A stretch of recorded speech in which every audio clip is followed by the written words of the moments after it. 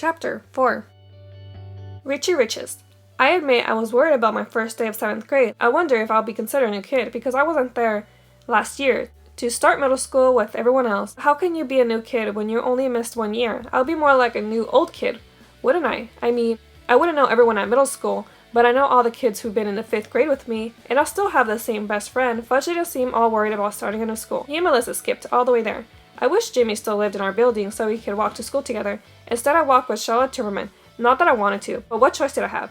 We went down in the elevator together. It would have been rude to cross the street just to avoid her, right? I was still hoping we wouldn't be in the same homeroom, or any of the same classes. The bad news is, Shayla's in my homeroom. She's in my science class and Spanish too, but I'm trying to keep a positive attitude, like Mom said. The good news is, Jimmy's also in my homeroom, and better yet, in my humanities section. We even have the same lunch period, and nobody at school acted like I was a new kid. Most kids either didn't remember I lived someplace else last year, or didn't care. After school, Jimmy came over, same as always. I told him about Melissa and her mother, and how Henry painted the apartment and fixed up the kitchen. We got a new refrigerator, I said, expecting Jimmy to laugh and make some jokes about salami and onion sandwiches, but he didn't. We hung down in the park for a while, at top of our special rock.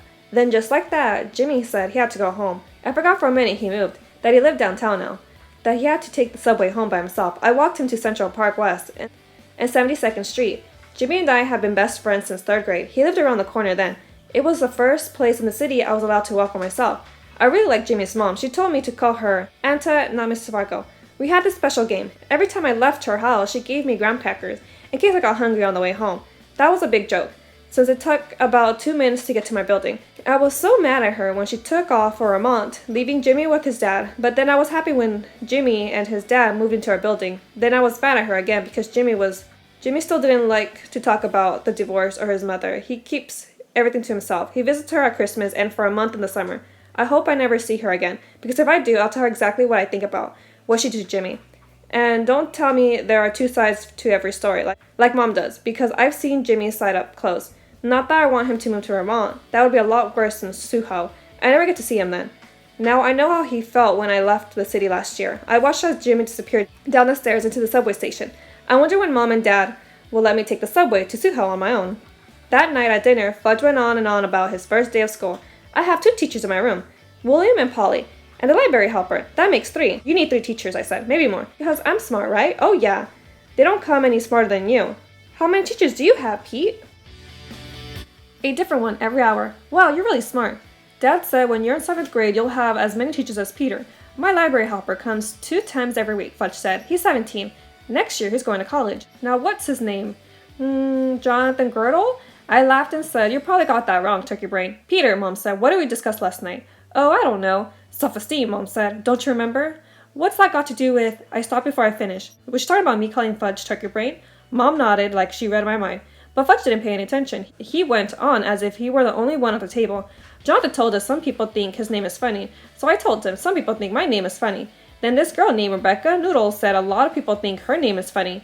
Then Pluto Stevenson said everybody thinks his name is funny. Pluto, I said. Yes, Pluto. But he's not my new best friend. My new best friend is... Wait a minute, I said, interrupting. 1 day of a school and you have a new best friend. Yeah, Pete, I do. I have to hand it to Fudge. He's always managed to find a friend. He never worries like I do when I go to someplace new. That maybe no one will like me. Guess what my new best friend name is? Fudge asked later that night. I was on my desk. I just finished my math homework and was about to start on Spanish. We're having a vocabulary quiz on Friday. I'm doing my homework, I told him. You're not supposed to bother me while I'm studying, and you're supposed to knock if my door is closed. Fudge and I each have a half bedroom. There's a divider wall with shelves between us, but we have our own doors to the hallway. I brought you rice cakes, Fudge said in his best little boy in the world voice. He held it out to me. He's the one who loves rice cakes, not me. They make me gag. They're like eating cardboard boxes. I don't want a rice cake, I told him. You know how I feel about rice cakes. Anyways, aren't you supposed to be in bed? I can't go to bed until you guess, he said, nibbling at a rice cake himself. Okay, what am I supposed to guess this time? Pay attention, Pete, he said. You're supposed to guess my new best friend's name. If you want me to guess, you have to give me a clue, I told him. Okay, his first name is what I want to be when I grow up.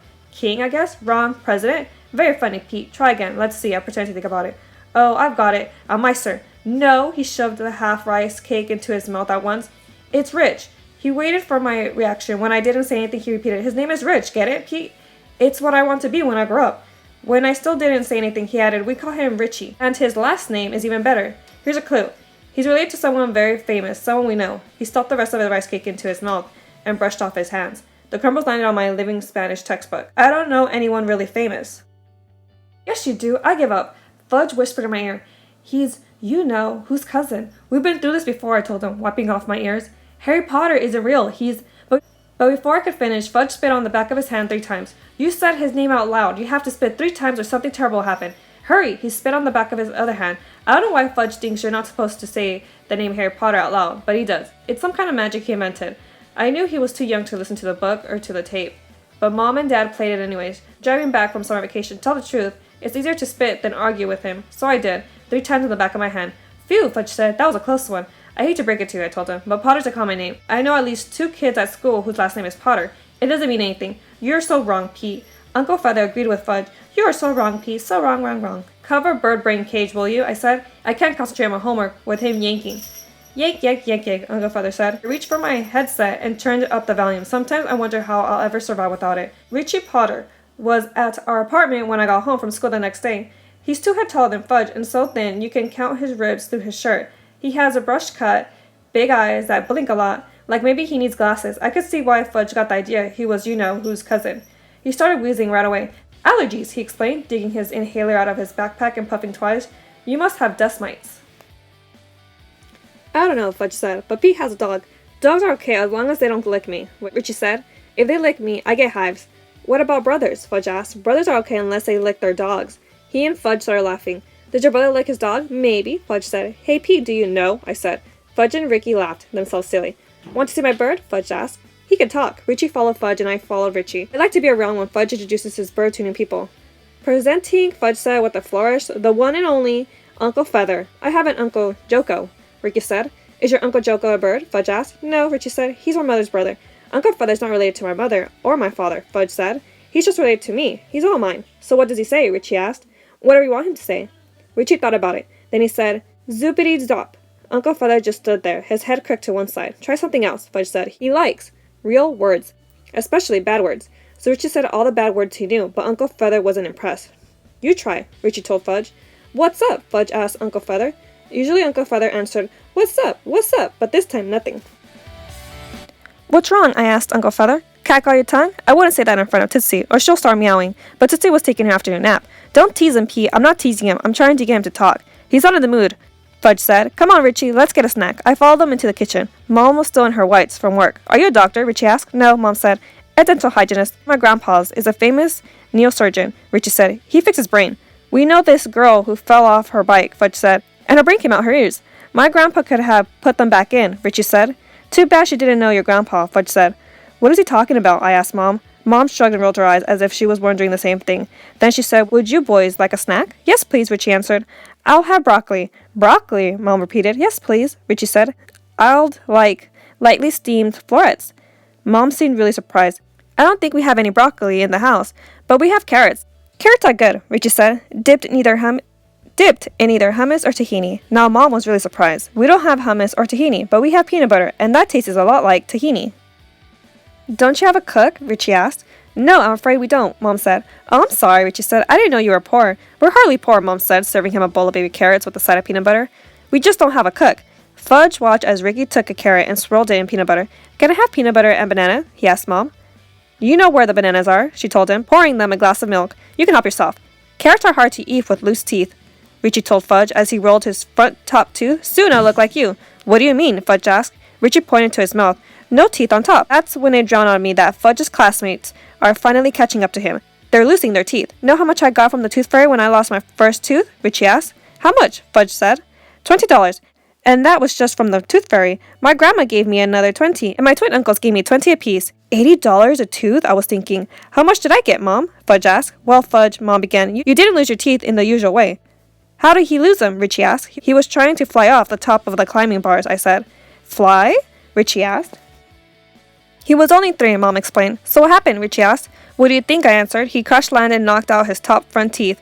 "But I didn't lose them," Fudge said. "I swallowed them. At least that's what we think happened," Mom said. "We're not really sure." "So no tooth fairy came?" Richie asked. "Mom," Fudge began. "How come the tooth fairy?" Mom answered quickly. "You were so young when you lost your teeth thought the tooth fairy put your money in the bank. I gave Mom a look. She shot me one right back. So that means I have money in the bank? Fudge asked. You certainly do. How much? Let's talk about it later, Mom said. My mom doesn't like to talk about money, Fudge told Richie. My mom loves to talk about money, Richie said, sporting a milk mustache.